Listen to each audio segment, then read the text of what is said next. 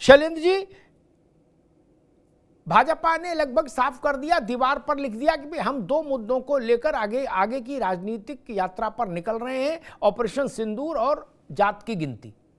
अरे श्रीमती जी, कुछ तो सस्ता लो। नहीं श्रीमान जी, सब बढ़िया लो। इसमें क्या खास बात है? थोड़े में ज्यादा स्वाद, यही तो है इसकी खास बात। क्या स्वाद है? अरे मेरे राजा, सबका राजा आरती और मसाला। अब छोलिया हो या लोबिया, सफेद चने या काले चने, सब कुछ मजेदार बने। और मुझे ऐसा लग रहा है कि अगर प्रमुख विपक्षी दल कांग्रेस की बात करें तो उसके भी यही दो मुद्दे हैं। व्याख्या अलग अलग है, लेकिन मुद्दे कांग्रेस के भी यही दो हैं। कांग्रेस पिछले दिनों जितने भी सवाल उठाए वो ऑपरेशन सिंदूर पर उठाए, और जातिगत जनगणना पर भी उनके पास सवाल हैं आगे के लिए। तो क्या हम माने कि देश की राजनीति के लिए अब ये दो मुद्दे निर्णायक हो गए, ऑपरेशन सिंदूर और कास्ट सेंसस? शैलेंद्र जी। जी अमिताभ जी, देखिए ऐसा है कि ऑपरेशन सिंदूर जो कि अभी हालिया इतना बड़ा व्यापक विषय बना है और उसकी पृष्ठभूमि आज़ादी के बाद से लगातार जो है कहीं ना कहीं हमें सबको दिखाई देती रही है। वो अलग बात है, उसको एक अलग नाम के तौर पे और एक प्रभावी तौर पे, एक स्पष्टीकरण के तौर पे जो ऑपरेशन चलाया गया, ऑपरेशन सिंदूर जिसको नाम दिया गया। दूसरा, जातिगत जनगणना, वो कांग्रेस के द्वारा ऑलरेडी पहले जो मांग की जाती रही है।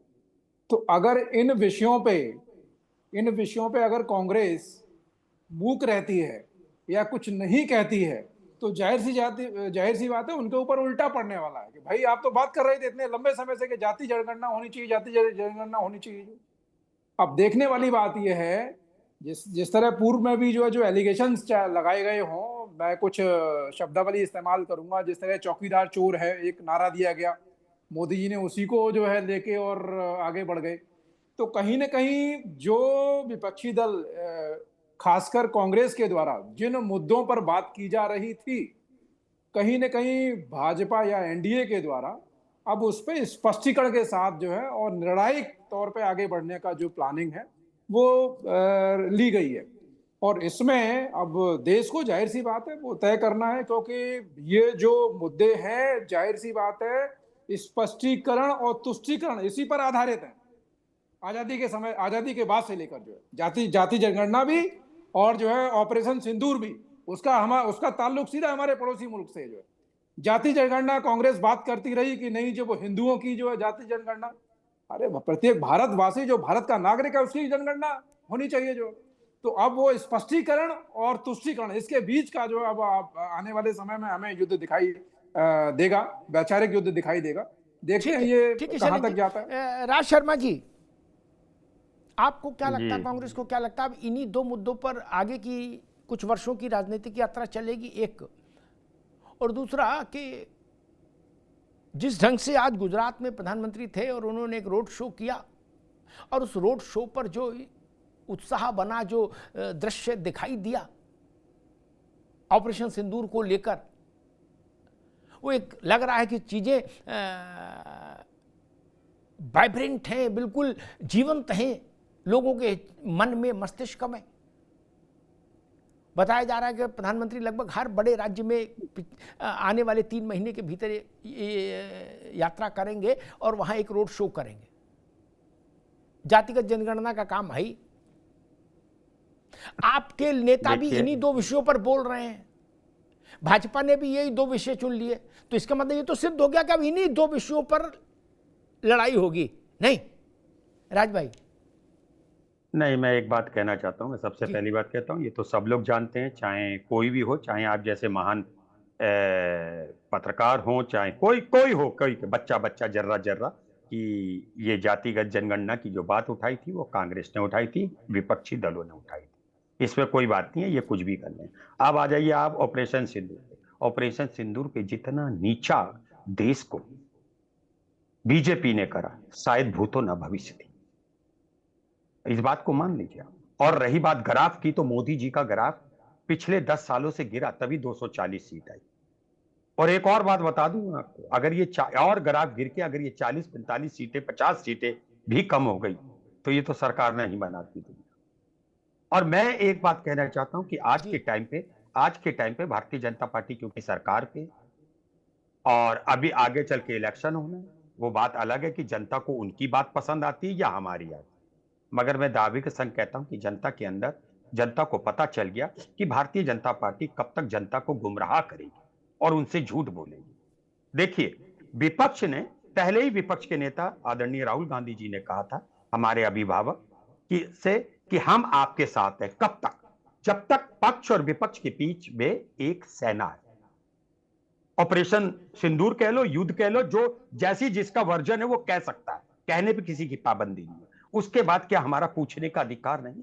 जैसे आपने भी कहा था, सेना के शौर्य से कोई नहीं थी। राजनीतिक पार्टी के किस नेता की हैसियत है? देश ये भी तो देख रहा ना कि एक छोटा सा मंत्री, देखिए मेरा सेंटेंस, छोटा सा little one, twinkle twinkle little star, एक कर्नल के लिए कह देता है। ये भी तो देश देख रहा ना।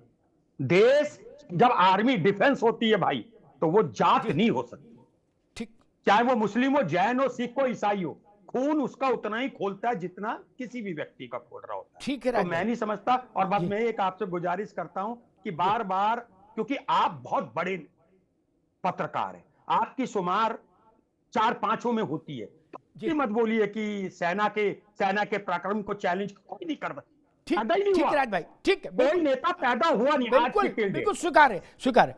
धर्मेंद्र सिंह के पास चलूंगा, लेकिन राज भाई ने बड़ी अच्छी बात कही कि सेना की जात नहीं होती, उसको जात में नहीं बांट सकते। जातगत जनगणना का की माला सुमरनी हाथ में लेकर घूमने वाले भी सेना का जात में नहीं पड़ेंगे। लेकिन मेरे देश का दुर्भाग्य, देश के एक विपक्ष के बड़े नेता, अनुभवी नेता, उन्होंने सेना की सारी जात गिना दी। और जात भी हर जाति का एक औपचारिक नाम है, एक देशज नाम है।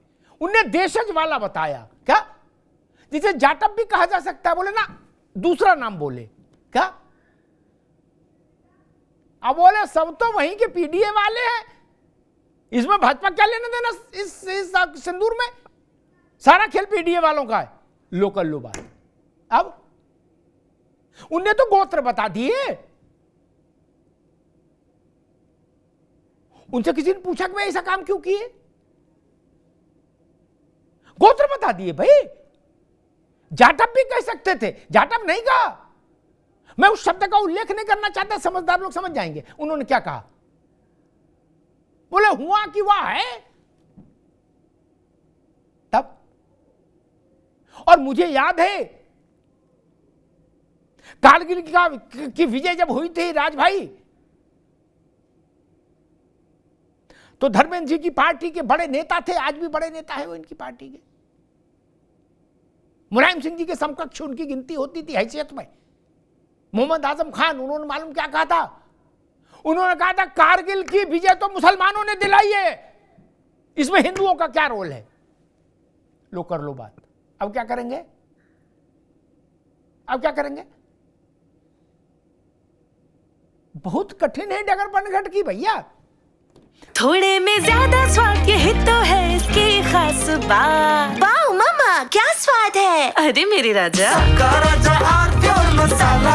दादी के हाथों का जादू और खुशबू से महकता घर, माँ की मुस्कुराहट और खाने की सुगंध। MDH गरम मसाला, क्योंकि हर रिश्ता है स्वाद से जुड़ा।